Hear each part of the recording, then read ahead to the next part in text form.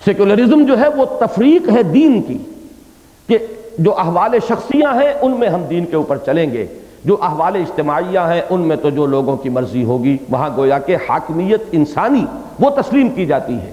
یہ تفریق ہے دین کی، پھاڑ دینا ہے دین کو، ٹکڑے ٹکڑے کر دینا ہے دین کو، یہ ہے تفریق فی الدین۔ باقی مسلکوں کا اختلاف جو ہے وہ اس کے اوپر اس کا اطلاق درست نہیں ہے، اس میں دین پھٹتا نہیں ہے، دین برقرار رہتا ہے، سب اسی کو حاکم مانتے، سب اسی کو شارع اصلی مانتے ہیں۔ یہ چیزیں میں اللہ کا شکر ادا کر رہا ہوں کہ اس وقت بالکل 2 اور 2 4 کی طرح واضح ہو گئی ہے۔ شرع لکم من الدین ما وصى به نوحا والذی اوحینا الیک وما وصینا به ابراہیم وموسیٰ وعیسیٰ ان اقیموا الدین ولا تتفرقوا فیہ۔ اب اس کے بعد جو کچھ ہے وہ جان لیجئے کہ اصل میں اس میں تاریخی پس منظر کو سامنے رکھنا بہت ضروری ہے۔ یہ مکی دور کی صورت ہے، لیکن میں نے جو بھی اس کا استنباط کیا ہے مختلف احوال اور اس کے داخلی اور خارجی شواہد سے، اس کا زمانہ نزول بنتا ہے کوئی سن 8 کے آس پاس، 8 9 7 8 9، وہ زمانہ نزول ہے اس سورہ مبارکہ کا۔ اس وقت تاریخی اعتبار سے یہ سمجھ لیجئے کہ حضور کے مخاطب اب تک تو رہے تھے صرف مکے کے لوگ یا مشرکین عرب، لیکن یہ 5 6 کے آس پاس آ کر یہ دعوت اب پھیل چکی تھی، چرچا ہو چکا تھا۔ یہود کے ساتھ بھی اب انڈائریکٹ معاملہ چل رہا تھا، انڈائریکٹ خطاب ابھی قرآن میں نہیں ہوا یہودیوں سے نہ عیسائیوں سے، لیکن یہ کہ ان کو خبریں مل رہی ہیں، منتظر وہ بیٹھے ہوئے تھے کہ آخری نبی کا ظہور ہونے والا ہے۔ وہ اس مغالطے میں تھے کہ وہ ہم میں سے ہوگا، جب چلا آ رہا ہے حضرت اسحاق سے یعقوب سے لے کر آج تک نبوت تو وہ ہمارے خاندان میں ہے، بنی اسرائیل میں، تو یہ کیسے باہر چلی جائے گی؟ وہ انہیں جب یہ اندیشہ ہوا کہ وہ تو کہیں باہر جا رہی ہے تو ان میں ایک اب غصہ بھی پیدا ہوا۔ انہوں نے وہاں سے بیٹھ کر تار ہلانے شروع کیے، کبھی سوال بھجوا رہے ہیں ذرا ان سے پوچھو روح کسے کہتے ہیں، بڑے بنے پھرتے ہیں نبی، روح کی حقیقت بتائیں، ذرا ان سے پوچھو اصحاب کہف کون تھے، اگر نبی ہیں تو بتائیں، ان سے پوچھو ذوالقرنین کون تھا، نبی ہیں تو بتائیں۔ اب یہ وہاں سے بیٹھے تار ہلا رہے ہیں، تو انڈائریکٹ جو ہے وہ شروع ہو چکا ہے، ڈائریکٹ خطاب نہیں۔ اس میں جو حضور کا احساس ہے، جو میں نے بعض اور دروس میں واضح کیا کہ اب 8 برس ہو گئے دعوت دیتے ہوئے، لیکن حاصل کیا ہے؟ میں نے تو 10ویں برس تک بھی کہا کہ 100 آدمیوں سے زیادہ نہیں تھے۔ مکے میں حالات نہایت مخدوش ہیں، دباؤ شدید پڑ رہا ہے، تو طبیعت میں ایک فکر، ایک تشویش، ایک انسان سوچتا ہے کہ کیا وجہ ہے، کہیں میری کوئی کوتاہی تو نہیں ہے، میری طرف سے کوئی کمی تو نہیں رہ گئی ہے، میرے بیان میں کوئی ابہام تو نہیں ہے، کوئی میری ذات میں اندر تو ایسی خرابی نہیں ہے کہ وہ آڑے آ گئی ہو اس حقیقت کے انکشاف میں۔ یہ ہر شریف اور جو بھی بامروت انسان ہوگا اس کے اندر یہ احساسات پیدا ہوتے ہیں، اور قرآن مجید میں مختلف پیرائے سے حضور کو تسلی دینے کی کوشش کی گئی ہے، آپ نہ گھبرائیں، آپ پر ذمہ داری نہیں ہے، آپ پر ذمہ داری صرف ابلاغ اور تبلیغ کی ہے، ہم نے آپ کو داروغہ بنا کر نہیں بھیجا، انہیں زبردستی اسلام پر لے آنا آپ کی ذمہ داری نہیں ہے، یہ سارے مضامین آپ کے علم میں ہیں۔ اب اس وقت یہاں نوٹ کیجئے کہ اسی کا ایک اور انداز ہے جو اختیار کیا گیا ہے، اگر وہ پس منظر سامنے ہو اور سیاق کلام جو ہے کہ یہ بات کیا ہے جو کہی جا رہی ہے، کس ٹون میں کہی جا رہی ہے، کس لیے کہی جا رہی ہے، یہ ٹون تسلی کا ٹون ہے کہ اے محمد صلی اللہ علیہ وسلم آپ پریشان نہ ہو، آپ تشویش میں مبتلا نہ ہو، آپ رنج اور صدمے سے دوچار نہ ہو۔ یہ معاملہ در حقیقت وہ ویسا اتنا آسان نہیں ہے جتنا کہ آپ سمجھ رہے ہیں اپنی اس شرافت کے بنا پر کہ سچی بات ہے قبول کرنی چاہیے۔ ہر سچا آدمی تو یہ سمجھے گا کہ آخر کیا اس میں ہو سکتا ہے، سچی بات کو قبول کرنے میں کیا چیز آڑے آ سکتی ہے، اسے کیا پتا کہ لوگوں کے دلوں کے اندر کیسے کیسے فساد پڑے ہوئے ہیں، کسی کو اپنی چودراہٹ کی فکر ہے، کسی کو اپنی سیادت کی فکر ہے، کسی کو اپنی گدی کا فکر ہے، کوئی بیٹھا ہوا ہے مقتدا بنا ہوا ہے لوگوں کا مذہبی اور روحانی اعتبار سے، اسے اس کی تشویش لاحق ہو گئی ہے۔ اب آپ کو کیا پتا کہ کیا کیا چیزیں لوگوں کے پاؤں میں بیڑیاں بن کر پڑی ہوئی ہیں، آپ تو اپنے اوپر قیاس کر رہے ہیں، ہر شریف آدمی اپنے بارے میں جو کچھ سوچتا ہے اسی پر دوسروں کو قیاس کرتا ہے۔ یہ بات نہیں ہے، بات کچھ اور ہے، یہ ہے انداز۔ اور اس میں بات جان لیجئے کہ اس وقت 2 تھے اب گروہ جو سامنے آ گئے تھے، مشرکین عرب جن کو کہ 8 برس 9 برس 7 برس ہو چکے دعوت دیتے ہوئے، دوسرے اب وہ اس میں بھی خاص بات یہ کہ یہ جو اہل کتاب تھے حضور کے دل میں یہ بات آئی ہوگی کہ یہ لوگ انہیں تو فوراً لپک کر تصدیق کرنی چاہیے. یہ مشرکین مکہ جو ہیں ان کے ہاں کوئی شریعت نہیں، کوئی نبی نہیں آیا، حضرت اسماعیل کے بعد سے 2000 برس بیت چکے، اس میں جو کچھ ان کے اندر گمراہیاں آ گئیں، تو یہ تو واقعی چلیے ایک نئی بات ہو گئی ان کے لیے، حالانکہ نئی بات نہیں ہے. ملت ابیکم ابراہیم، تمہارے باپ ابراہیم ہی کا طریقہ ہے جو تمہارے سامنے پیش کر رہا ہوں. لیکن اتنا اس میں وقت کے دریا میں اتنا پانی بہہ چکا ہے کہ ان کو اگر اس میں استبعاد محسوس ہو رہا ہے تو کوئی بات سمجھ میں بھی آئی. انہیں کیا ہو گیا؟ یہ تو موسیٰ کے ماننے والے، عیسیٰ کے ماننے والے، قیامت کے ماننے والے، توحید کے دعوے دار، چاہے وہ شرک میں مبتلا تھے، دعوے دار تو توحید ہی کے تھے. یہ تو سب ان کے لیے تو کوئی انوکھی بات نہیں، کوئی نئی بات نہیں. کتابیں ان کے پاس ہیں، وہی کتاب ایک مجھ پر نازل ہو رہی ہے. میں نے ان کی کتابوں کی نفی نہیں کی ہے، قرآن ان کی تصدیق کرتا ہے. کتنی مرتبہ کہتا ہے مصدقا لما بین یدی من التوراۃ مصدقا لما بین یدیہ، جو بھی قرآن کے سامنے ہے کتابیں موجود، آسمانی قرآن ان کی تصدیق کرتے ہوئے آیا. تو یہ اب دو چیزیں جو ہیں ان کو ذہن میں رکھیے. اب جواب دیکھیے تسلی کے انداز میں. کبر علی المشرکین ما تدعوہم الیہ، اے نبی مشرکین پر تو بہت ہی بھاری ہے وہ چیز جس کی طرف آپ انہیں بلا رہے ہیں. یہ تو سیدھی سی بات تھی، خود حضور کا بھی احساس یہی تھا کہ یہ تو ضلوا ضلالا بعیدا والی بات ہو چکی ہے ان کی. تو یہ تو دور چلے گئے، 360 خدا ماننے والے، ان کے لیے تو بہت مشکل ہے، واقعتاً مشکل ہے، تجربہ بھی ہو چکا ہے آپ کو.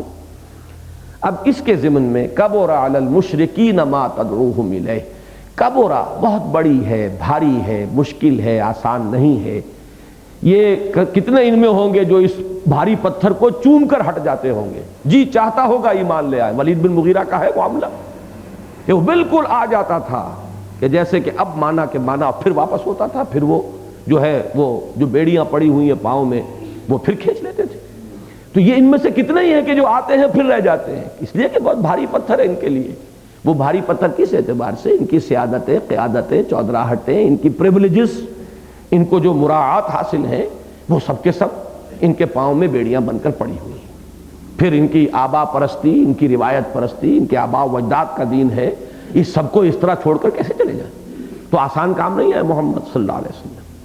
اب اس میں دو جو اب آئی ہیں باتیں، یہ حکمت قرآن کا بہت اہم موضوع ہے، جو قرآن کی وزڈم ہے، ٹاپ وزڈم. یہ حصہ کس کا ہے؟ اب یہ ہے صوفیہ کے مباحث کا معاملہ. اللہ یجتبی الیہ من یشاء ویہدی الیہ من ینیب. اللہ تعالی کھینچ لیتا ہے اپنی طرف جسے چاہتا ہے، اور ہدایت دیتا ہے اپنی طرف اس کو جو ادھر توجہ کرتا ہے، رجوع کرتا ہے. یہ دو مختلف راستے ہیں حق کی طرف آنے کے. صوفیہ نے اس کے لیے مستقل اصطلاحات وضع کی ہیں. سالک مجذوب، مجذوب سالک. ایک وہ ہوتا ہے جسے اللہ کھینچ لیتا ہے پہلے اور پھر تربیت فرماتا ہے، پھر اس کو راستے طے کراتا ہے. ایک وہ ہوتا ہے جو خود بیچارہ چل کر آتا ہے، قدم قدم قدم خود سفر طے کر کے آ رہا ہوتا ہے. وہ کہیں دستک دے رہا ہوتا ہے کہ دروازہ کھول دیا جاتا ہے، آ جاؤ بھائی، ویلکم، تم آئے ہو، چل کر آئے ہو، محنت کی ہے، تم نے اس کے لیے قربانیاں دی ہیں. اب سوچئے وہ سالک مجذوب وہ حضرت سلمان ہے، اور مجذوب سالک حضرت عمر ہے. نکلے تو تھے قتل کرنے کے ارادے سے، اللہ نے کیا شکل پیدا کی کہ کدھر جا رہے ہو، پلٹو، کھینچ لیا. یہ ہے دو راستے. تو اے محمد ان میں سے تو یہ دو راستوں میں سے جو آئے گا رفتہ رفتہ آئے گا. بی کنٹینٹڈ، اس میں جلدی کا خیال نہ کرو، بھاری بہت ہے. ان میں سے جس کو ہم چاہیں گے کسی وقت کھینچ لیں گے، اور جو بھی ان کے اندر کسی درجے میں بھی حق کا جویا اور متلاشی ہے، ابھی وہ اپنی ہمت کو مجتمع نہیں کر پا رہا، ہم اس کو ہمت عطا فرما دیں گے. حق تو منکشف ہو گیا، بڑھنا چاہتا ہے، لیکن چودراہٹیں اور جو اپنی گروہی جو بھی تعصبات ہیں. اب اس کا کیا ہوتا ہے؟ سورہ عنکبوت میں جو آیا مودۃ بینکم فی الحیات الدنیا، اسی کی بنا پر اب برادریاں ہیں، رشتہ داریاں ہیں، تعلقات ہیں، دوستیاں ہیں، ساتھ اٹھنا بیٹھنا ہے. 25 برس بیت گئے ہیں، 30 برس بیت گئے ہیں. اب ایک دم ان میں سے ایسے آدمی نکل آئے جیسے کہ دودھ میں سے مکھی نکل آتی ہے، تو کیسے بڑی مشکل ہے یہ بات، بہت کٹھن ہے یہ مرحلہ. ان تمام بیڑیوں کو کاٹ کر نکل آنا۔ تو اس کے لیے تو منتظر رہیے اطمینان کے ساتھ، جس کو ہم چاہیں گے جب چاہیں گے ہاتھ پکڑ کر کھینچ لیں گے اور پھر اسے راستہ طے کرا دیں گے۔ اور جو کوئی ان میں سے ہے ایسا کہ جس کا انکشاف ہو رہا ہے، طبیعت مائل ہو رہی ہے، اس کی بیڑیوں کو رفتہ رفتہ کاٹ دیں گے۔ اللہ یجتبی الیہ من یشاء ویہدی الیہ من ینیب۔ اب آئیے جو دوسرا فرقہ جو گروہ تھا، اب اس کو نوٹ کیجئے کہ وہ بھی دو میں منقسم تھے۔ اہل کتاب نصارہ بھی تھے، یہود بھی تھے، ایک ہی کتاب کے ماننے والے، کم سے کم اولڈ ٹیسٹمنٹ تو دونوں میں مشترک ہے نا، عیسائیوں میں بھی یہودیوں میں بھی۔ وہ تو صرف نیو ٹیسٹمنٹ پہ اختلاف ہوگا، نیو ٹیسٹمنٹ تو چھوٹی سی ہے، اتنی موٹی تو اولڈ ٹیسٹمنٹ ہے۔ کتاب ایک، موسیٰ کے دونوں ماننے والے، شریعت موسوی کے ماننے والے، ٹھیک ہے، وہ عیسائیوں میں ساقط بھی کر دی گئی، لیکن اس وقت جب قرآن نازل ہوا ابھی وہ لوگ بھی موجود تھے کہ جنہوں نے اس کو ساقط نہیں مانا تھا۔ یہ تو اس کے بعد پھر وہ سارے فرقے ختم ہوتے چلے گئے اور پال کے ماننے والے ہی رہ گئے عیسائیت میں۔ اب جتنے عیسائی ہیں وہ پولس ہیں، اصل میں وہ در حقیقت وہ کرسچینز نہیں ہیں، وہ کرسچین کا لفظ بھی اپنے لیے استعمال کرتے ہیں تو غلط کرتے ہیں، نسبت ان کی پال کی طرف صحیح ہے، حضرت مسیح کی طرف صحیح نہیں۔ خیر، تو اب یہ دو حصوں میں اب ان کے بارے میں تسلی دی کس حوالے سے کہ یہ آپ کی بات کیا مانیں گے، یہ آپس میں سرپٹول ہے، ان کا ہے کہ نہیں، آپ کو کیسے مان لیں؟ زدم زدہ ڈومینیٹ کرنا، اپنی سیادت اپنی قیادت کا جھگڑا ان کو نہیں مل کر بیٹھنے دے رہا۔ اب اس کو اچھی طرح سمجھ لیجئے اس بات کو، یہ میں ساری تفسیر کر رہا ہوں، تفسیر خاص جو ہے، تعویل خاص جو اس ماحول میں جس وقت یہ آیات نازل ہوئیں تو ان کا مفہوم کیا ہے، اس سے استنباط کریں گے، جنرلائز بھی کریں گے۔ وہی ہے کہ حقیقت ابدی ہے مقام شبیری، بدلتے رہتے ہیں انداز کوفی و شامی، بات وہی رہتی ہے، لیبلز بدلتے ہیں۔ آج آپ کو اپنے ہاں سب ملیں گے، میں کسی کا نام لے کر معین طور پہ نہیں کہنا چاہتا، آپ کے جو انعام کل انعام عوام ہیں ان کی اکثریت جو ہے وہ بدترین شرک کے اندر مبتلا ہے۔ ان کے لیے تو بڑا بھاری ہے اپنے عرس چھوڑ دینا اور قبروں پہ جا کے جو کچھ کر رہے ہیں اس کو چھوڑ دینا، کوئی آسان کام ہے، مکمل دین بنا ہوا ہے۔ دوسری طرف جو اس سے آگے ہیں وہ آپس میں سر پھٹول ہے ان کا، وہ اہل حدیث حنفی کا سر پھٹول پھر بھی کچھ سمجھ میں آئے کہ بھائی ان کی فقہ اور ہے، ان کی فقہ اور ہے، یہ 3 طلاقوں کو ایک بھی مان لیتے ہیں، وہ 3 طلاقوں کو 3 ہی مانتے ہیں، چلیے سمجھ میں آ گیا یہ حنفی سے کیوں سر پھٹول ہے۔ ان کی فقہ ایک، ان کا امام ایک، ان کی امہات کتب عقائد کی ایک، لے دے کر وہ بحثیں جو میں نے ابھی جو ہمارے سامنے اس مرتبہ آ گئیں وہ بحثیں ہیں جن سے کہ یہ تقسیم ہوئی تھی۔ پھر دیوبندی کیوں سر پھٹول ہے، یہ سر پھٹول کیوں ہے؟ اب اس کو اس پر آپ منطبق کیجئے کہ وہی ساری کیفیات رہیں گی، وہی ایکٹرز رہیں گے اس دنیا کی سٹیج پر، ہر وقت وہی ایکٹرز رہیں گے، منافق بھی رہیں گے، مومن صادق بھی رہیں گے، ہرچہ بعد آباد والے بھی ہوں گے، اور قدم قدم پر جن کی گاڑی نوکنگ کرتی ہے وہ بھی رہیں گے، چلیں کہ نہ چلیں۔ کلما اضاء لهم مشوا فیہ، روشنی ہوئی تو کچھ چل لی ہے، اذا اظلم علیہم قاموا، تاریکی ہو گئی کھڑے رہ گئے، اس لیے کہ اندر کا نور تو ہے ہی نہیں۔ اب یہ جو کیفیات ہیں جو اس وقت تھی اب بھی ہے، اسی طریقے سے جو مشرکین کی دوری تھی وہ اب بھی ہے۔ کبر علی المشرکین ما تدعوہم الیہ، اللہ یجتبی الیہ من یشاء ویہدی الیہ من ینیب۔ باقی رہ گئے یہ اہل کتاب، وما تفرقوا الا من بعد ما جاءہم العلم بغیا بینہم، انہوں نے خود جو تفرقہ کیا، جو خود بٹ گئے۔ سورہ بقرہ میں آپ نے پڑھا کہ نہیں، قالت الیہود لیست النصارى علی شیء وقالت النصارى لیست الیہود علی شیء وہم یتلون الکتاب۔ یہودی کہتے ہیں کہ نصارہ کا کوئی مقام نہیں، کوئی حیثیت نہیں، نصارہ کہتے ہیں یہودیوں کا کوئی مقام نہیں، کوئی حیثیت نہیں، دونوں ایک ہی کتاب کے پڑھنے والے۔ یہ بہت ہی سائن آف ایکسکلیمیشن اس کے ساتھ، ہم یتلون الکتاب، کتاب پڑھتے ہیں، اور پھر حال یہ ہے۔ تو اس اعتبار سے مسلمانوں کے مقابلے میں آ کر وہ جمع ہو جاتے تھے، آپس میں جو سر پھٹول تھا، تحسبہم جمیعا وقلوبہم شتیٰ، تم سمجھتے ہو اے مسلمانوں کہ یہ جمع ہے، ان کے دل پھٹے ہوئے ہیں۔ یہ جمع کہاں ہے؟ یہ تو صرف بغض معاویہ میں جمع ہوئے ہیں، کوئی حب علی نہیں ہے ان کے مابین کہ جو ان کو جمع کر رہی۔ وما تفرقوا الا من بعد ما جاءهم العلم بغيا بینہم، یہ تفرقہ ہوا علم کے آنے کے بعد۔ اب دیکھیے اس میں ایک لطیف بات ہو گئی، ان کے پاس تو علم آیا نہیں غریبوں کے پاس، اس لیے کہ حضرت اسماعیل کے بعد سے آج تک کوئی نبوت ہی نہیں، کوئی کتاب نہیں، کوئی شریعت نہیں، اور یہ جو ہے یہ تو علم کے ٹھیکیدار ہیں، علم کے چودھری ہیں، ایک سے ایک بڑا علامہ بیٹھا ہوا ہے، ایک سے بڑا ان کے ہاں کتاب کا جاننے والا، ایک سے ایک بڑا قاری، ایک سے ایک بڑا مفتی موجود ہے، پھر یہ تفرقہ کیوں ہے؟ تو معلوم ہوا کہ تفرقے کا سبب کچھ اور ہوتا ہے، لا علمی نہیں ہوتی، یہ من جو پاپی ہوتا ہے یہ کسی اور سبب سے ہوتا ہے، حق کو جاننے کے باوجود انسان ٹھکراتا ہے، وہ کیا ہے؟ بغیم بینہم، یہ مضمون قرآن مجید میں متعدد مقامات پر آیا، تفرقہ بغیم بینہم کی وجہ سے ہے، کیوں آگے بڑھ جائے، میں کیوں پیچھے رہ جاؤں، اس میں کیا سرخاب کا پر ہے؟ ہماری سیادت اور قیادت، لوگ ہمارے ہاتھ چومتے، لوگ آ کے ہماری جوتیاں سیدھی کرتے ہیں، یہ کہاں سے آ گیا؟ دین کا نام لینے والا اور دین کا علمبردار، یہ ہے اصل مسئلہ۔ وما تفرقوا الا من بعد ما جاءهم العلم بغيا بينهم ولولا كلمة سبقت من ربك الى اجل مسمى لقضي بينهم، اور اگر تیرے رب کی طرف سے ایک وقت معین کا فیصلہ نہ ہو چکا ہوتا، کلمہ یہاں پر فیصلہ ترجمہ کر رہا ہوں میں، اگر ایک فیصلہ نہ ہو چکا ہوتا پہلے ہی تیرے رب کی طرف سے، ایک بات نہ طے ہو چکی ہوتی، تو یہی ان کا قصہ ہم چکا دیتے، فیصلہ کر دیتے ان کے مابین، یہود اور نصارہ کے مابین، لیکن یہ فیصلہ کرنے کا وقت ابھی نہیں ہے، ہم نے تو مہلت عمل دی ہوئی ہے، امتحان کا دور ہے اس دنیا میں، ہر شخص کو کمانا ہے، جو کمانا ہے کما لے، جسے خیر بنانا ہے خیر بنائے، جسے شر کی گٹھڑیاں باندھنی کر اپنے سر پر اٹھانی ہے وہ اٹھائے، لِيَهْلِكَ مَنْ هَلَكَ عَنْ بَيِّنَةٍ وَيَحْيَىٰ مَنْ حَيَّ عَنْ بَيِّنَةٍ، لہذا یہ ہے وہ بات جس کی وجہ سے ہم نے انہیں چھوٹ دی ہوئی ہے، ورنہ ان کا قصہ ابھی ہم چکا دیتے۔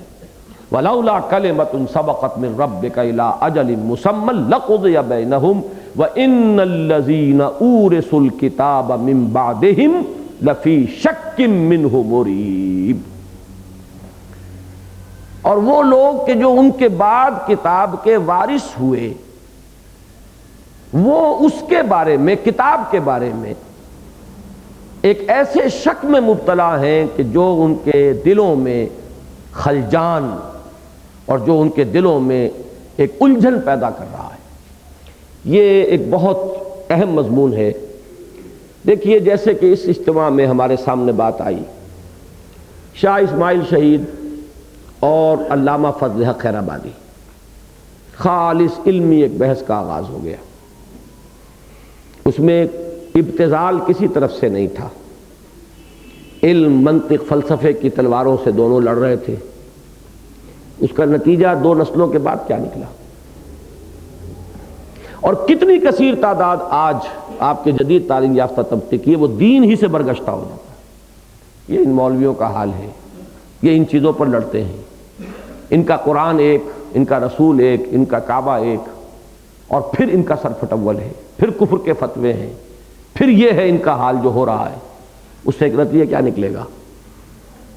نئی نسل کے اندر دین ہی سے بے اعتمادی، یہ ہے وہ بات جو یہاں کہی گئی۔ علماء جب اس کیفیت میں مبتلا نظر آتے ہیں، اور جب وہ جغادری لوگ جو دین کے ٹھیکیدار اور دین کے نمائندے سمجھے جاتے ہیں ان کا حال یہ نظر آتا ہے، تو جو وارث ہوتے ہیں اگلی نسل، وہ کتاب ہی کے بارے میں شک و شبہ مبتلا ہو جاتے ہیں۔ قرآن یہ کہتا ہے کہ یہ جمع کرنے والی شے ہے، یہ قرآن پڑھتے ہیں اور پھٹے ہوئے ہیں۔ قرآن کہتا ہے نماز برائیوں سے روکتی ہے، یہ نمازیں پڑھنے میں بہت پابند کردار ان کا یہ ہے، یہی چیز ہے نا جو کہ برگشتہ کرتی ہے دین سے، شکوک و شبہات، پتہ نہیں ہے بھی کوئی شے اس میں کہ نہیں۔ وَإِنَّ الَّذِينَ أُورِثُوا الْكِتَابَ مِن بَعْدِهِمْ لَفِي شَكٍّ مِّنْهُ مُرِيبٍ۔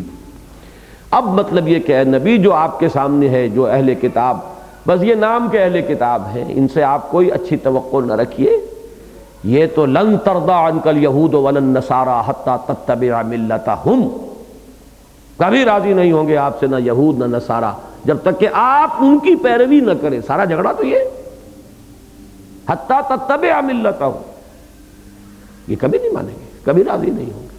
یعنی آپ کو آگے بڑھنا ہے ان کے علی الرغم، in spite of them you have to make a headway۔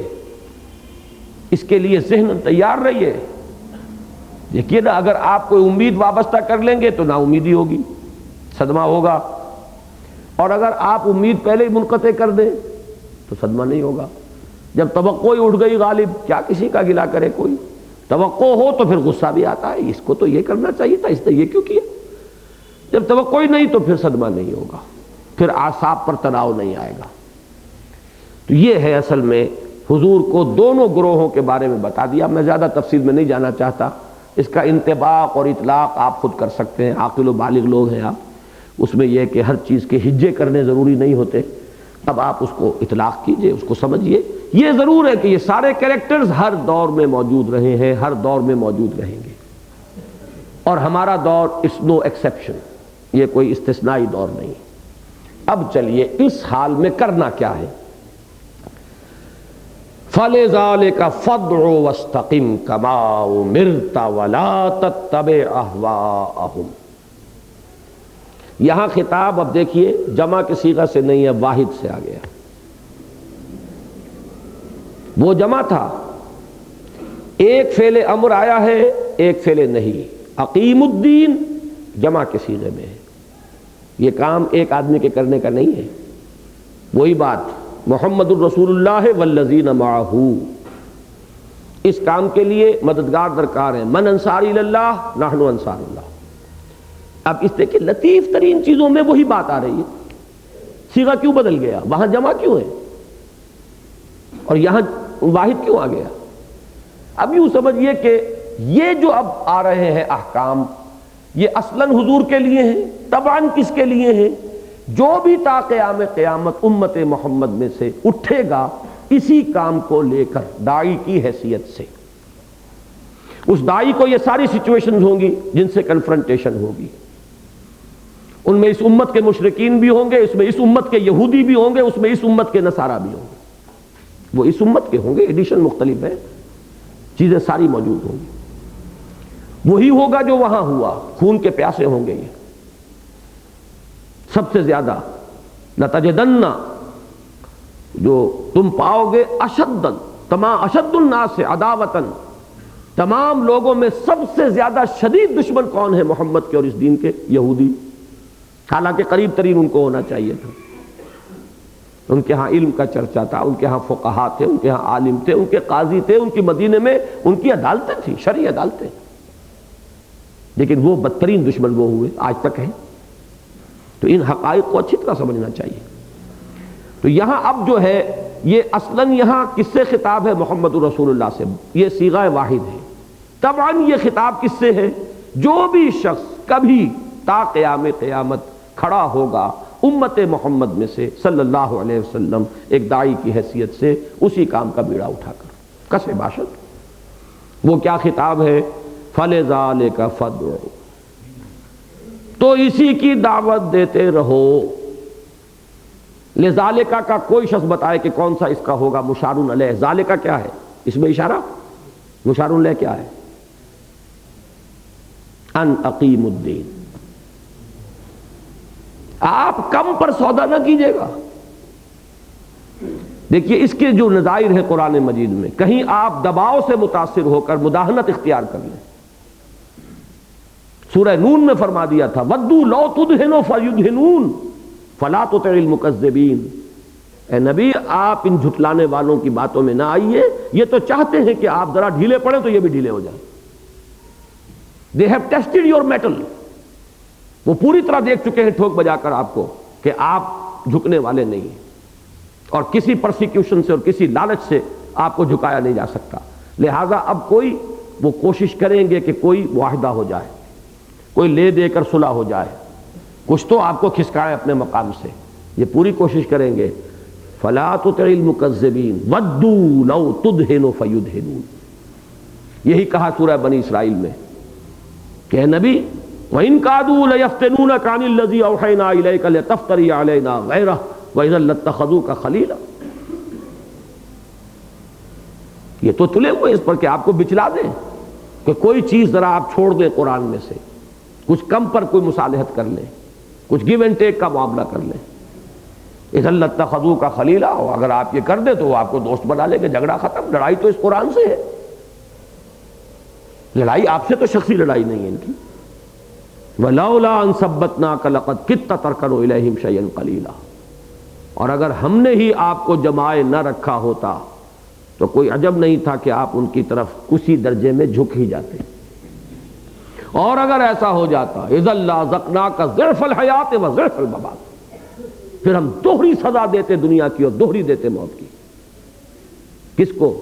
آپ کو، معاذ اللہ ثم معاذ اللہ۔ اب وہ آیت سنا چکا ہوں، لن ترضى عنك اليهود ولا النصارى حتى تتبع ملتهم، لہذا یہاں فرمایا ہے نبی فلذلك فادع واستقم كما امرت، یہاں آیا جمے رہو ڈٹے رہو، یہ استقامت ہے، یہ اقامت نہیں ہے، استقامت ہے۔ اس استقامت میں کہا کرتا ہوں قیامت مضمر ہے، جمے رہو، کوئی ہلا نہ سکے آپ کو اپنے موقف سے بال برابر ادھر سے ادھر منحرف نہ کر سکے، جھکا نہ سکے، مداہنت پر آمادہ نہ کر سکے، کسی معاملے میں نرم نہ کر سکے۔ اشداء علی الکفار عزت علیہم علی الکافرین، یہ کیفیت ہونی چاہیے۔ لوگوں کو معلوم ہو کہ چٹان ہے جس کو ہلایا نہیں جا سکتا، اس کو کہیں بھی جھکنے پر آمادہ نہیں کیا جا سکتا۔ اب یہ ہے اصل میں وہ داعی کا کردار۔ فلذلک فادع واستقم کما امرت ولا تتبع اہواءہم، ان کی خواہشات کی پیروی نہ کیجیے۔ اس کا کوئی سوال نہیں کہ حضور کرتے یہ پیروی، لیکن یہ کہ پھر بھی وارن کرنا تو کام ہے نا، اور حضور کے لیے نہیں تو یہی تو ہمارے لیے ہدایت ہے نا۔ حضور کے لیے اگر یہ چیز خارج از بحث بھی ہو جائے تو بعد میں آنے والے کسی داعی کے لیے تو خارج از بحث نہیں ہے، وہ کسی کمپرومائز پر آ جائے، کسی کوئی شارٹ کٹ نکالنے کے اوپر آ جائے، کہیں اپنے اصولوں کے اندر کہیں قطر بیمت کرنے پر آ جائے، تو یہ اس کے لیے رہنمائی ہے۔ ولا تتبع اہواءہم، ڈٹے رہنا، پیچھے نہ ہٹنا۔ یہ وہی لفظ آ گیا لن ترضى عنك اليهود ولا النصارى حتى تتبع ملتهم ولا تتبع اهواءهم، ان کی کیا ملت ہے؟ ان کی تو خواہشات ہے۔ ملت تو یہ ہے، دین یہ ہے، حق یہ ہے جو آپ پر نازل ہوا ہے۔ اب یہ اگر آپ کو دباؤ میں آپ کو پریشرائز کر رہے ہیں تو کس کی طرف؟ خواہش نفس کی طرف۔ ولا تتبع اهواءهم وَقُلْ آمَنْتُ بِمَا أَنزَلَ اللَّهُ مِنْ كِتَابٍ وَأُمِرْتُ لِأَعْدِلَ بَيْنَكُمْ، کہہ دیجئے ڈنکے کی چوٹ، میں تو ایمان رکھتا ہوں اس کتاب پر جو اللہ نے نازل فرمائی۔ یہ من جو ہے یہاں من تبعیضیہ نہیں ہے کہ کتاب کے ایک حصے پر ایمان رکھتا ہوں ایک پر نہیں، یہ وہی بیانیہ ہوگا، ما انزل اللہ کا بیان ہے، یعنی وہ کتاب، میرا ایمان تو اس پر ہے، میں اس پر ڈٹا ہوا ہوں، میں اس سے نہیں ہٹوں گا۔ پھر وہی آیت نوٹ کر لیجئے ذہن میں، دوبارہ یاد کر لیجئے سورہ بنی اسرائیل کی، اسی سے تو بچلانے کی فکر میں تھے وہ۔ لِتَفْتَرِيَ عَلَيْنَا غَيْرَهُ وَإِن كَادُوا لَيَفْتَنُونَكَ عَنِ الَّذِي أَوْحَيْنَا إِلَيْكَ، اسی قرآن سے وہ بچلانے کے لیے زور لگا رہے ہیں تاکہ آپ کوئی چیز اپنی جی سے گھڑ کر ہماری طرف منسوب کر دیں۔ یہی بات سورہ انعام میں آئی، نہیں سورہ یونس میں، کہ اے نبی وہ یہ آپ سے مطالبہ کر رہے ہیں کہ اس قرآن میں ترمیم کیجئے، اس میں تبدیلی کیجئے، ایت بقرآن غیر ھذا او بدل ہو، یا کوئی اور قرآن پیش کیجئے یا اس میں تبدیلی کیجئے، ترمیم کیجئے۔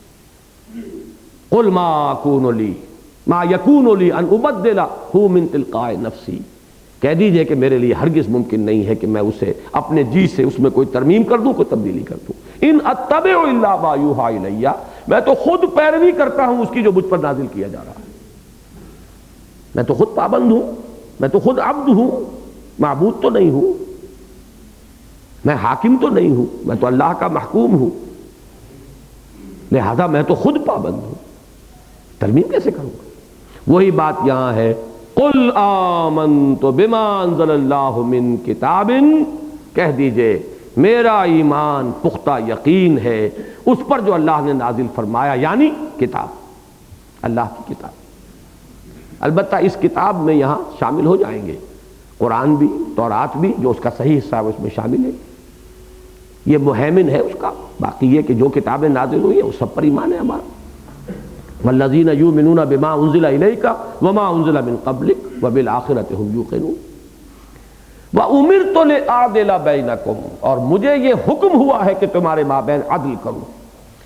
اس میں ذرا آپ کو تھوڑا سا جو ہماری اس وقت کی متداول تفاسیر ہیں ان میں کچھ ابہام ملے گا۔ وہ یہ ہے کہ اس کا اکثر لوگوں نے یہ سمجھا ہے کہ اس سے مراد ہے بینکم، عادلہ بینکم سے مراد ہے یہود اور نصارہ کے مابین عدل۔ ان کے جو تفرقے تھے ان میں کون کس معاملے میں حق پر ہے، کون کس معاملے میں حق پر ہے، مجھے حکم ہوا ہے کہ بجائے اس کے کہ میں تمہاری پیروی کروں، میں تو تمہارا قصہ جو ہے خود اس کے اندر عدل اور انصاف کرنے آیا ہوں۔ مجھے حکم ملا ہے کہ میں عدل کروں تمہارے مابین۔ وہ اس کا تعلق ہو جائے گا اس آیت نمبر 2 سے، آیت نمبر 14 سے، وَلَوْلَا كَلِمَةٌ سَبَقَتْ مِنْ رَبِّكَ إِلَىٰ أَجَلٍ مُّسَمًّى لَّقُضِيَ بَيْنَهُمْ، اگر وقت معین نہ ہو گیا ہوتا اور بات پہلے سے طے نہ ہوتی تو ابھی ان کا قصہ چکا دیا جاتا۔ لیکن اے نبی آپ کہہ دیں کہ میں تمہارے مابین عدل کر سکتا ہوں، میں تمہیں بتاؤں گا کہ کیا حق ہے کیا باطل ہے، یہود کس معاملے میں غلط ہو چلے گئے ہیں، نصارہ نے کس معاملے میں غلو کیا ہے، ان کی گمراہی کیا ہے، تمہاری غلطی کیا ہے۔ تو اس مفہوم کے اندر کوئی حرج نہیں ہے، بالکل یہ مفہوم بھی اس میں مراد ہے، اور ہو تو کوئی ہماری اس بات کے اندر کوئی فرق واقع نہیں ہوتا۔ لیکن میرے نزدیک اس کا تعلق بھی اقامت دین سے ہے، کہ دین اس لیے آیا ہے کہ لوگ عدل پر قائم ہوں۔ اب اگر وہ اصول ذہن میں ہو کہ اس صورت کا کیا تعلق ہے سورہ حدید سے، اور اگلی آیت میں جو آ رہا ہے اللہ الذی انزل الکتاب بالحق والمیزان، یہ آیت نمبر 15 ہم پڑھ رہے ہیں اور آیت نمبر 16 یہ ہے، اللہ الذی انزل الکتاب بالحق والمیزان، اور میں بتا چکا ہوں یہ دو الفاظ جمع ہو کر صرف ایک مقام پر اور قرآن میں ملیں گے آپ کو، لقد ارسلنا رسلنا بالبینات وانزلنا معهم الکتاب والمیزان لیقوم الناس بالقسط۔ یہ سارا ہم نے یہ جو ایکسرسائز ہم نے کی ہے، معاذ اللہ اللہ کے لیے یہ لفظ درست نہیں ہے، بات سمجھانے کے لیے، it's not an exercise in futility. ہم نے کیوں یہ قرآن نازل کیا، ہم نے کیوں کتابیں نازل کی، کیوں رسول بھیجے، کیوں شریعتیں نازل کی، کس لیے کی، میزان کیوں اتاری کہ نصب کرو، دین کیوں دیا کہ قائم کرو، شریعت کیوں دیا کہ نافذ کرو، حدود کیوں دی کہ ان کا اجرا کرو۔ یہ نہیں کرتے ہو تو یہ کیا ہے، یہ کھیل ہے، تماشا ہے، ہابی ہے، پیشہ ہے، کاروبار ہے، کیا ہے؟ تو اس آیت کو یہاں پہ سمجھیے کہ اقامت دین کا اصل مقصد اقامت عدل و قسط ہے،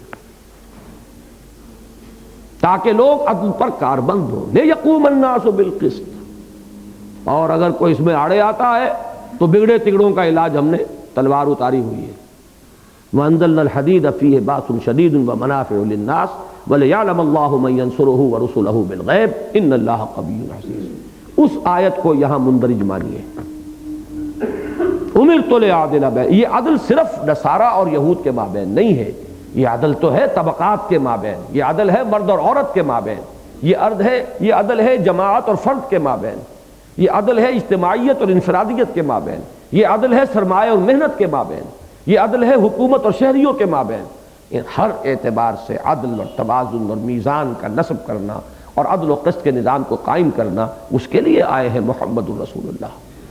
میں اس کا عام اپنے دروس میں جو کچھ کہتا رہا ہوں اسے بھی ذہن میں تازہ کر لیجئے، ایک ایک چیز کے کئی پہلو ہوتے ہیں۔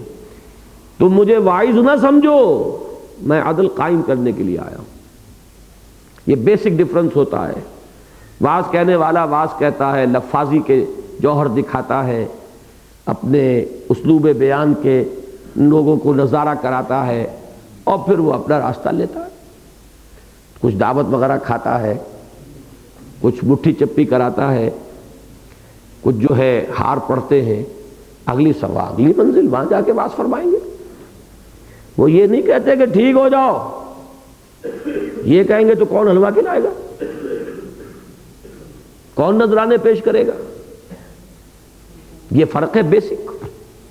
ایک واعظ ہے، جلسہ اہل حدیث کا ہے، لہذا لگے رہو، وہ بشر ماننے والوں کو پہنچاؤ جہنم کے اندر، وہ نور ماننے والوں کو، اس کے بغیر وہ کیسے ان کی تسکین ہوگی جو آپ کی آڈینس بیٹھی ہوئی ہے؟ اور جو جتنا مرچ مسالہ لگائے گا اتنا ہی وہ محبوب ہوگا ان کا، اتنی ہی اس کی پھر ان کو دعوتیں ملیں گی، یہاں آئیے تشریف لائیے۔ اتنی ہی اس کے پاس جو ڈائری ہوگی بڑی بڑی وہ گنجان آباد ہوگی ڈائری، اس لیے کہ وہ تو جو غذا چاہیے وہ غذا آپ ان کو دے رہے ہیں۔ ان سے ذرا یہ کہہ کے دیکھیے کہ باز آؤ حرام خوری سے، پھر پتہ چل جائے گا کہ وہ آپ کو پھر دوبارہ جلسے میں بلاتے ہیں کہ نہیں بلاتے۔ اسی طرح کا معاملہ ان کے ساتھ ہے، جن کو وہ نور کا معاملہ پسند ہے وہ ان کو اوپر چلیے، اور جو بشر مانتے ہیں ان کو جب تک آپ جہنم کے آخری طبقے تک پہنچا نہ لیں اس وقت تک وہ آڈینس کو کیسے جوش آئے گا۔ یہ ہے اصل میں وائس کا معاملہ۔ یہ تو خیر بری بات ہے، لیکن اچھی بات میں بھی وائس کا کام کیا ہے؟ بھائی بات کہی اور ما علینا الا البلاغ، اب تم جانو تمہارا قصہ جانے، ہم تو جا رہے ہیں، ہم کہیں اور جائیں گے۔ جو اچھے وائس ہیں وہ بھی تو یہی کریں گے نا۔ یہ تو خیر اس کی بھی میں سمجھتا ہوں کہ پرورشن ہے اس واعظ کی اور تقریر کی، جو پہلی مثال میں نے دی، اچھا وائس بھی بس یہیں تک کرتا ہے۔ لیکن نبی اور علی منہاج النبوہ جو دعوت ہوگی وہ بنیادی طور پر مختلف ہے، وہ عدل قائم کرنے کے لیے کھڑے ہوں۔ کونوا قوامین بالقسط شہداء للہ، کونوا قوامین للہ شہداء بالقسط۔ یہ ایک اور مثال ہے، نوٹ کر لیجئے، آج ہی دن میں کئی آ گئی ہیں مثالیں، سورہ نساء اور سورہ مائدہ۔ قوامین بالقسط شہداء للہ، قوامین للہ شہداء بالقسط، بات ایک ہی ہے، ترتیب بدل گئی، مضمون وہی، ترتیب عکسی ہو گئی۔ فَلِذَلِكَ فَادْعُ وَاسْتَقِمْ كَمَا أُمِرْتَ وَلَا تَتَّبِعْ أَهْوَاءَهُمْ وَقُلْ آمَنْتُ بِمَا أَنزَلَ اللَّهُ مِنْ كِتَابٍ وَأُمِرْتُ لِأَعْدِلَ بَيْنَكُمْ۔ اب یہ خطاب ہے ایک اور، اب جو لوگ جو دین کے مدعی ہوں، ہم بھی خادم ہیں، ہم بچپن میں کھیل کھیلا کرتے تھے، وہ کچھ ان پر مٹھیوں پر عام والے عام دے، عام ہے سرکار کے، ہم بھی ہیں دربار کے، تو اس میں ہم بھی ہیں دربار کے، ہم کوئی غیر تھوڑا ہی ہیں۔ تم دین کا کام کر رہے تو ہم بھی تو کر رہے ہیں، تم کہاں سے نئے نویلے ٹھیکیدار آ گئے دین کے، ہم بھی دین کی خدمت کر رہے ہیں، یہ ہے نا۔ تو اس کی نفی نہ کیجئے، اس کو ریکگنائز کیجئے کہ اگر واقعتاً دین کا ہی کام کر رہے ہو تو ہمارا جھگڑا کیا ہے تمہارے سے؟ بھائی طریقہ کار کا جھگڑا ہے، کوئی 19-20 کا فرق ہوگا؟ اگر دین ہی کے لیے تم کام کر رہے ہو، دین ہی کے لیے ہم کر رہے ہیں، تو جھگڑا کائے کا؟ یہ ہے اس آیت کے دوسرے حصے کا۔ اللہ ربنا وربکم، اللہ ہی رب ہے ہمارا بھی اور رب ہے تمہارا بھی۔ لنا اعمالنا ولکم اعمالکم، ہمارے لیے ہیں ہمارے اعمال، تمہارے لیے ہیں تمہارے اعمال۔ ہماری غلطیاں اگر کوئی ہیں تو ان کا وبال تم پر نہیں جائے گا، اور تم اگر صحیح راستے پر ہو تو تمہارا اجر و ثواب تمہیں کو ملے گا، اس میں سے ہم حصہ نہیں بٹوا سکیں گے اگر ہم غلط ہیں۔ لا حجت بیننا و بینکم، تو جھگڑا کائے کا ہے؟ کوئی دلیل بازی، کوئی جھگڑا، کوئی فساد، کوئی ایک دوسرے کو اڑنگا لگانا، آخر کاہے کے لیے؟ اللہ ربنا، اب اس میں کسی بھی جو دعوت اقامت دین کے لیے جماعت تنظیم ہے تنظیمی قائم ہو، اس کو اپنے اس کنٹمپریری اس دور میں جو بھی دین کی دوسری تحریکیں ہوں ان کے ساتھ جو ایٹیچیوڈ اختیار کرنا چاہیے وہ ہے، اس کے لیے یہ اہم ترین مقام ہے قرآن مجید کا۔ اللہ ربنا وربکم، اللہ ہی ہمارا بھی رب ہے تمہارا بھی رب ہے۔ لنا اعمالنا ولکم اعمالکم، جھگڑا کائے کا ہے بھائی؟ تم جو محنت کر رہے ہو اگر صحیح ہے تو اس کا اجر و ثواب تمہیں کو ملے گا نا، ہم اس میں کلیم نہیں کریں گے، کوئی نہ کر سکتے، اور ہم اگر کوئی غلط کام کر رہے ہیں تو اس کا وبال ہم پر آئے گا، تم پر نہیں جائے گا، تو جھگڑا کائے کا ہے؟ لنا اعمالنا ولکم اعمالکم لا حجت بیننا و بینکم، یہ آپس کی حجت بازی، آپس میں سر پھٹول، آپس میں ایک دوسرے کے ساتھ دست و گریبان ہونا، آپس میں بحث و تکرار، آپس میں مناظرہ اور مخاطبہ، آخر کیا فائدہ؟ اللہ یجمع بیننا، اللہ ہمیں ہمارے مابین جمعیت پیدا فرما دے گا۔ یجمع نہ نہیں کہا ہے، عجیب نکتہ ہے یہاں، اللہ ہمیں جمع کر دے گا، بینا کی ضرورت ہی نہیں تھی، ہمیں جمع کر دے گا کہ اگر مفہوم ہوتا تو بینا کی ضرورت نہیں، ذرا سا فصل کر دیا اس میں۔ اللہ یجمع بیننا، اللہ ہمارے مابین جمعیت پیدا کر دے گا۔ اس میں لطیف اشارہ ہے اس بات کی طرف کہ ایک ہوتا ہے جمع ہو جانا جماعتوں کا یا افراد کا متحد ہو جانا، ایک ہوتا ہے کام کا جمع ہوتے رہنا کسی ایک کھاتے میں۔ اگر تم بھی دین کا کام کر رہے ہیں، ہم بھی کر رہے ہیں، تو کام تو جمع ہو رہا ہے کہ نہیں؟ کس کھاتے میں جا رہا ہے؟ میں اس کو اس طرح کہا کرتا ہوں اپنی تقریروں میں، اگر کوئی نوجوان جماعت اسلامی جب طلبہ کے تھرو ہو کر دین کے قریب آ گیا تو دین کا کام تو ہو گیا، دین کا کریڈٹ ہو گیا کہ نہیں؟ کوئی تبلیغی جماعت کے تھرو ہو کر آ گیا تو دین کا کام تو ہو گیا۔ نہ ہو یہ جماعتیں اتحاد نہ کریں، نہ جمع ہوں، کام تو پھر بھی جمع ہو رہا ہے۔ کم سے کم اسی کو اپنے ذہن میں رکھو تو اپنے دست و گریبان ہونے میں وقت ضائع نہیں کرو گے۔ اور یہ کہ کیا عجب کہ ایک ہی منزل کی طرف ہم جا رہے ہیں، اگر یہ اٹس اے بگ اف، اگر تو اس وقت کا فاصلہ کتنا بھی ہو، جتنا آگے بڑھیں گے قریب تر آئیں گے کہ دور تر ہوں گے؟ ہدف ایک ہو، وہ جو سورہ بقرہ میں الفاظ آئے کہ وَلِكُلٍّ وِجْهَةٌ هُوَ مُوَلِّيهَا فَاسْتَبِقُوا الْخَيْرَاتِ، ہر ایک نے اپنا کوئی نہ کوئی وہ نشان بنایا ہوا ہے ایک جس کی طرف وہ چل رہا ہے۔ اب دعویٰ یہ ہے کہ ہم بھی دین کا کام کر رہے ہیں، ہمارا دعویٰ یہ ہے کہ ہم بھی دین کا کام کر رہے ہیں، تو ہدف تو ایک ہوا نا۔ تو فرض کیجئے اس وقت ہماری اپروچز ڈیفرنٹ ہیں، ہم مختلف راستوں سے اس ہدف پر جا رہے ہیں، لیکن یہ کہ اگر ہم ہدف ایک ہے تو جتنا آگے بڑھیں گے قریب تر ہوں گے کہ بعید تر ہوں گے؟ جس کی مثال میں دیا کرتا ہوں مینا اور عرفات کی۔ اب آپ اندازہ کریں 30 لاکھ افراد موو کر رہے ہیں مینا سے عرفات، تقریباً 6 میل کا فاصلہ ہے، اور وقت بڑا محدود ہے اس میں وہاں پہنچنا ہے۔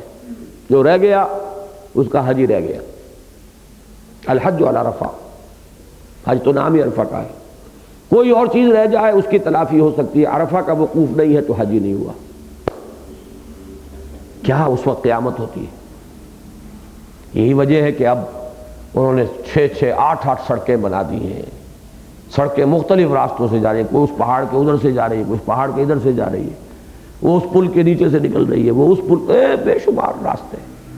پھر وہ سڑکیں بھی اتنی چوڑی چوڑی کہ فٹ بال کے گراؤنڈ معلوم ہو، پھر ان میں سے ایک ایک کے اوپر ازدحام چل رہا ہے، قافلے ہیں، کوئی پیدل ہے، کوئی موٹر پہ ہے، کوئی کسی طرح ہے، پیدل قافلے جو انہوں نے جھنڈے اٹھا رکھے ہیں تاکہ اس نشانی کو دیکھ کر اس کے جو لوگ ہیں وہ جمع رہے۔ ذرا بچھڑ گیا گیا وہ، اب عرفات میں تو سوال ہی پیدا نہیں ہوتا کہ مل سکے، واپس آ کے 3 دن منا کے شاید پہنچ جائے، ورنہ وہ ڈپازٹ ہو جائے گا مکے میں جا کے۔ تو وہ قافلے جدا ہیں، ان کے علم جدا ہیں، سڑکیں جدا ہیں، لیکن منزل ایک۔ اس کانسیپٹ کو اجاگر کرنے کی ضرورت ہے کہ جھگڑا کائے کا ہے، لڑائی کائے کی ہے، دنگا فساد کی کیا ضرورت ہے؟ اللہ ربنا وربکم لنا اعمالنا ولکم اعمالکم لا حجۃ بیننا وبینکم اللہ یجمع بیننا والیہ المصیر۔ اچھا اگر یہاں ہم نہ بھی جمع ہوئے تو قیامت کے میدان میں تو جمع ہوگے کہ نہیں؟ وہاں تو دودھ کا دودھ پانی کا پانی ہو جائے گا کہ نہیں؟ کیوں بے صبرے ہو رہے ہو؟ کیا ضروری ہے کہ سارے قضیے یہیں چک جائیں؟ آخر میدان حشر میں بھی تو جمع ہوں گے، لوٹنا تو اللہ ہی کے پاس ہے، وہاں تو ہم جمع ہو کر ہی رہیں گے۔ تو اب یہ جمعیت کے 3 درجے ہو گئے، ہم علیحدہ علیحدہ رہتے ہیں، کام کر رہے ہیں اپنے اپنے طور پر، تو کام تو جمع ہو ہی رہا ہے اسلام ہی کے حق میں۔ اگر ہم بھی آگے بڑھیں، آپ بھی آگے بڑھیں، چاہے اپنے اپنے طریقہ کار پر بڑھیں، فاصلہ تو کم ہوگا لازماً، شاید کہ ہم فزیکلی بھی جمع ہو جائیں، اور یہاں نہ ہوئے تو وہاں تو قیامت میں تو ہونا ہی ہے نا۔ فیصلہ ہو جائے گا کہ کون کتنے پانی میں تھا، کون واقعی اسی ہدف کو معین کر کے چل رہا تھا۔ تو بے صبری کی ضرورت نہیں۔ یہ 3 آیات میرے نزدیک اس موضوع پر قرآن مجید کا ذروہ سنام ہے، چوٹی، کلائمیکس، اقامت دین۔ اور یہ میرے نگاہ میں بڑی وقت اور قدر تھی اور بہت ادب تھا مولانا اصلاحی صاحب کا کہ انہوں نے اس اقامت دین کی اصطلاح کو جماعت اسلامی کی تحریک میں متعارف کرایا، اس درجے متعارف کرایا کہ ایک ایک شخص، حکومت الہیہ جس کا نام لے کر مودودی صاحب چلے تھے، اس اصطلاح کو بالکل ترک کر کے ایک ایک شخص کی زبان پر اقامت دین کا لفظ آیا، تحریر میں، تقریر میں، گفتگو میں۔ اور آج اس اقامت دین کا مفہوم ایک، میں پھر دوہرا کر کہہ رہا ہوں، نوزائیدہ علامہ صاحب جو ہیں وہ کر رہے ہیں ترجمہ، اس میں گھپلا ڈال رہے ہیں، اشتباہ پیدا کرنا چاہتے ہیں. کچھ لوگوں کو اگر منزل معین ہو گئی ہے، کچھ جذبہ پیدا ہوا ہے، ان کے اغوا اور اضلال کے درپے ہیں، اور سبب وہی قد، بغض، حسد، عداوت، اس کے سوا کوئی سبب. مان رہے ہیں کہ بات تو ٹھیک ہے لیکن یہاں سے ثابت نہیں ہوتی. ترجمہ کر رہے ہیں قائم رہو دین پر، تائید وہ فرما رہے ہیں، تائید بھی لفظاً نہیں کی ہے، یہ ہوشیاری ہے.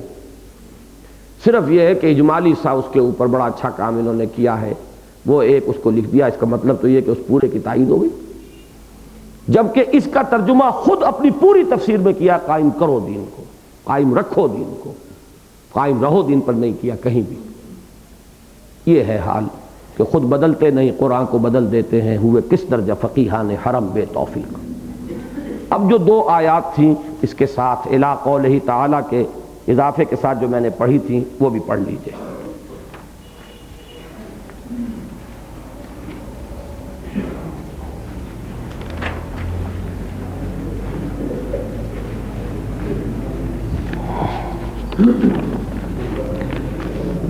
استجیبوا لربکم، اب یہ پھر صیغہ جمع کا آ گیا.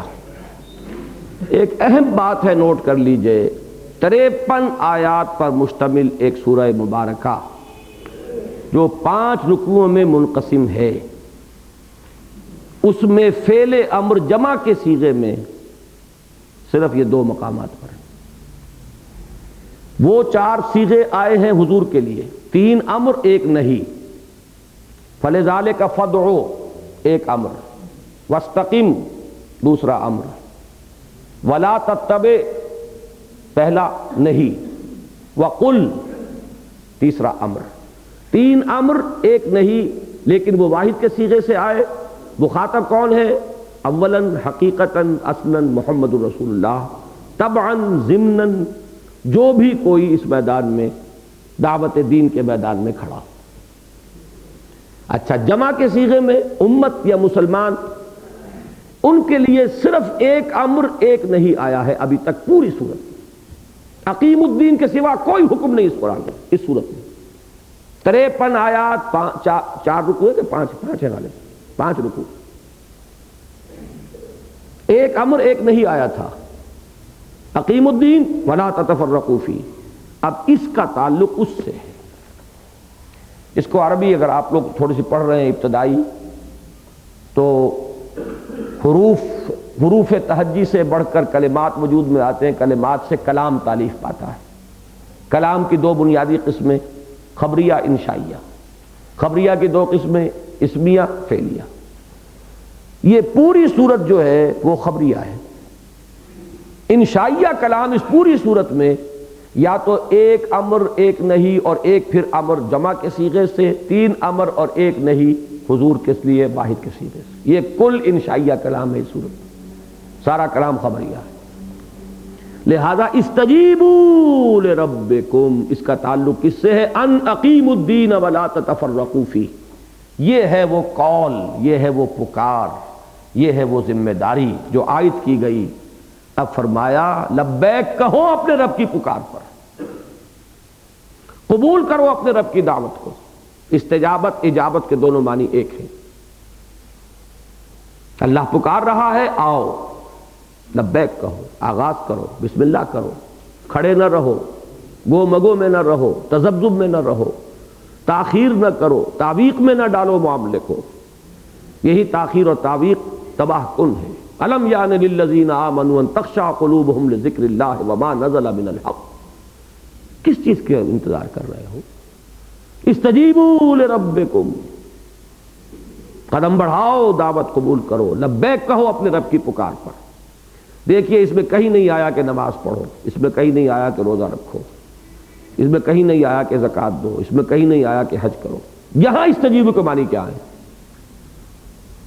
میں ان کی نفی نہیں کر رہا، وہ اپنی جگہ ہے. اس صورت میں استجیبوا کا لفظ جو آیا ہے وہ کن معنی میں آیا ہے؟ قائم کرو دین کو، اور اس دین کے بارے میں یا دین کی اقامت کے بارے میں متفرق مت ہو. تفرقے میں فرق ہے، بازی باری سے ہم بابا ہم بازی، اقامت دین میں متفرق نہ ہو، دین میں متفرق نہ ہو، اور قائم کرو دین کو۔ استجیبوا لربکم، اب یہاں جو اپیل ہے اس کو صرف اپنے ان ظاہری کانوں سے نہیں، دل کے کانوں سے سنیے۔ اس کا مخاطب میں بھی ہوں، آپ بھی ہیں، ہر مسلمان ہے۔ استجیبوا لربکم من قبل ان یاتی یوم لا مرد لہ من اللہ، اس سے پہلے کہ وہ دن آ دھمکے۔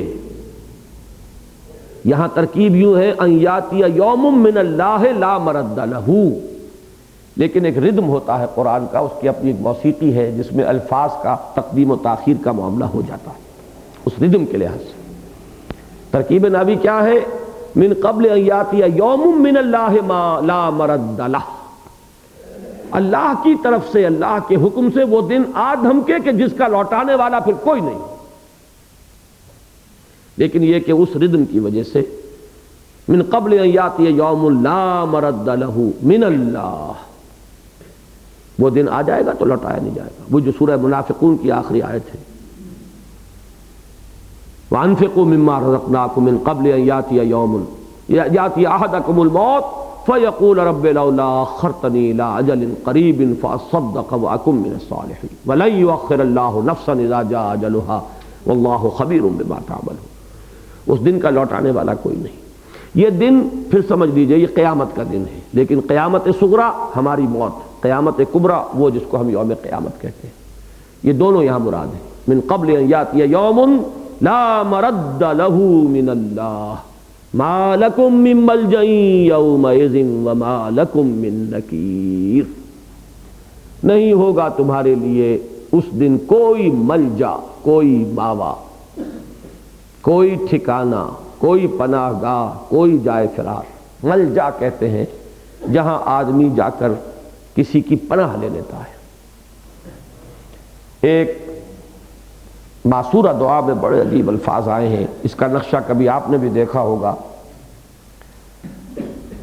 کہ بچے کو اگر ماں مار رہی ہو تو بچہ بھاگتا نہیں ہے اور لپٹتا ہے ماں سے۔ مار رہی ہے ماں لیکن جائے کہاں، کس در پہ جاؤں؟ اس کا تو ملجا و ماوا وہی ہے۔ اسی لیے ایک حدیث میں الفاظ لا ملجا منک ولا ماوا الا الیک، اے اللہ تجھ سے بچ کر جائیں کہاں سوائے تیرے ہی پناہ میں آنے کے۔ ملجا منک، تجھ سے کوئی پناہ جو ہے کہاں تلاش کی جا سکتی ہے۔ لا ملجا منک ولا ماوا، کوئی ٹھکانہ، کوئی پناہ گاہ تجھ سے بھاگ کر جانے کی نہیں ہے سوائے اس کے کہ تیرے ہی دامن عفو کے اندر آ کر پناہ لے۔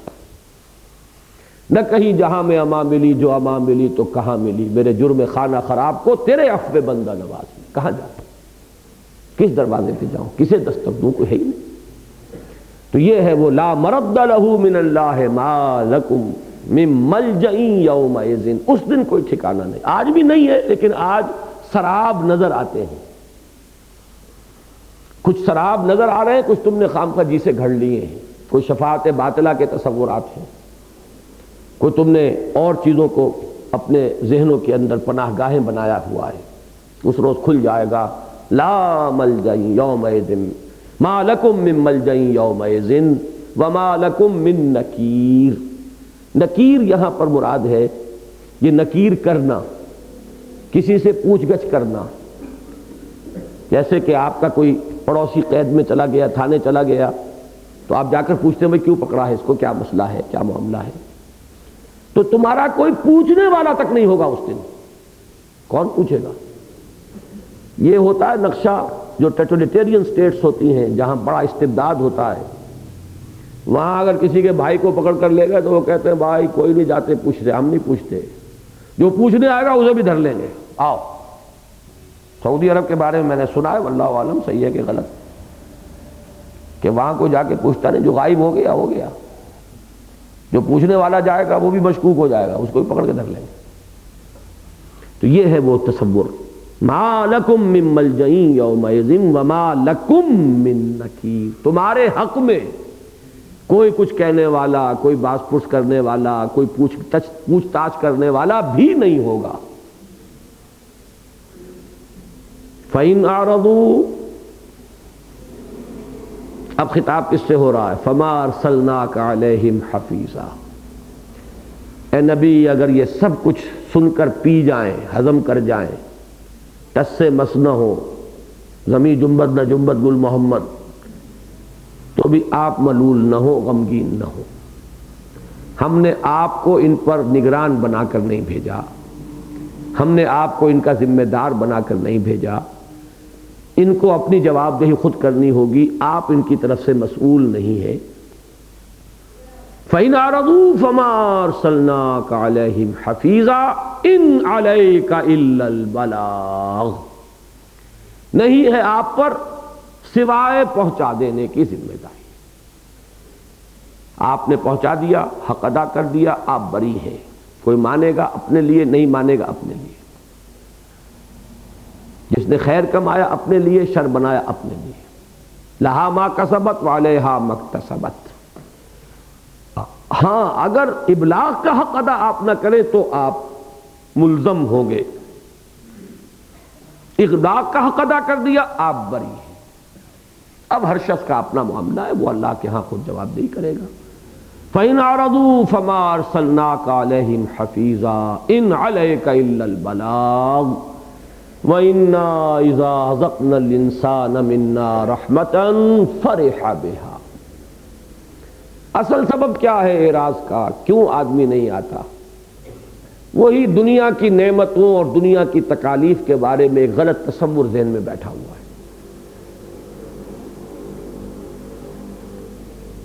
انسان کا حال یہ ہے، انا اذا ذقنا الانسان منا رحمتا فرح بها، جب ہم اسے اپنے خاص خزانہ فضل سے اسے کچھ رحمت کا مزہ چکھاتے ہیں، فراوانی ہے، عیش ہے، آرام ہے، سکون ہے، تو اترانے لگتا ہے، پھولے نہیں سماتا، اس سے غافل ہو گیا، ہم سے غافل، آخرت سے غافل، جواب دہی سے غافل۔ وَإِن تُصِبْهُمْ سَيِّئَةٌ بِمَا قَدَّمَتْ أَيْدِيهِمْ إِنَّ الْإِنسَانَ كَفُورٌ، اور اگر اپنے ہی کرتوتوں کی پاداش میں کوئی برائی آ پڑے تو پھر وہ انتہائی ناشکرا بن جاتا ہے، انتہائی مایوس، کمر ہمت ٹوٹ کر رہ جاتی ہے، یوں بھی گئے یوں بھی گئے۔ وہ جو میں ایک مثال دیا کرتا ہوں، میں نے سنا تھا کہ پورب کے جو لوگ ہیں، پوربیے جو کہلاتے ہیں، یو پی کا جو ایسٹرن حصہ ہے، کسی زمانے میں وہاں یہ رواج تھا کہ 24 گھنٹے میں ایک ہی کھانا کھاتے تھے دوپہر کے وقت۔ اب آپ خود سمجھ لیجئے کہ دوپہر کو کھانا کھایا، 24 گھنٹے کے لیے کھایا تو خوب ٹھوس ٹھوس کے کھاتے تھے، تو شام تک تو گرانی رہتی تھی، اور صبح اٹھتے ہی سخت بھوک، دوپہر آنی مشکل۔ تو ان کے ہاں کہتے ہیں، یہ محاورہ تھا، آدھا دن دھاپت مرت، آدھا دن بھوکت مرت۔ ایک عذاب ہے کہ آدھا دن تو وہ دھاپت، بہت دھاپ گئے، بہت کھا لیا، اس سے مر رہے ہیں، اس سے بے چینی ہے، گرانی ہے شکم میں، اور آدھا دن بھوکت مرت، صبح سے جو بھوک لگنی شروع ہوئی۔ تو یہی حال ہے کہ کثرت ہوئی تو مرت، اور تکلیف آ گئی تو مرت، نہ ادھر کام کے رہے نہ ادھر کام کے رہے۔ فراوانی ہوئی تو غافل ہوئے، اترا رہے ہیں، اکڑ رہے ہیں، دندنا رہے ہیں۔ کہیں مصیبت آ گئی تو کیا کریں جی، ہمارے تو یہ مسئلہ ہے، ہمارے تو یہ معاش کا معاملہ ہے، ہماری تو یہ ہے، ہمارا تو وہ ہے، ہم کیا کریں جی، ان کا کام کیسے کر سکتے ہیں؟ یہ ہے اصل میں اس نقطۂ نظر کی غلطی۔ صحیح نقطۂ نظر کیا ہے کہ یہ سب امتحان ہے، آزمائش ہے۔ ہمت کرو، بسم اللہ کرو، اللہ آسان کرے گا، تیسیر کرے گا، وہاں سے دے گا جہاں سے تمہیں گمان تک نہیں۔ وَمَن يَتَّقِ اللَّهَ يَجْعَلْ لَهُ مَخْرَجًا وَيَرْزُقْهُ مِنْ حَيْثُ لَا يَحْتَسِبُ، اور اگر اس کو دلیل کے طور پر اپنے سامنے رکھ کر اور کھڑے رہ گئے تو کھڑے رہ گئے، then you miss the bus, you are gone with the wind, gone down the drain، نالی میں بہہ گئے۔ اللہ تعالیٰ مجھے اور آپ کو اس سے بچائے۔ بارک اللہ لی ولکم فی القرآن العظیم ونفعنی وإیاکم بالآیات والذکر الحکیم۔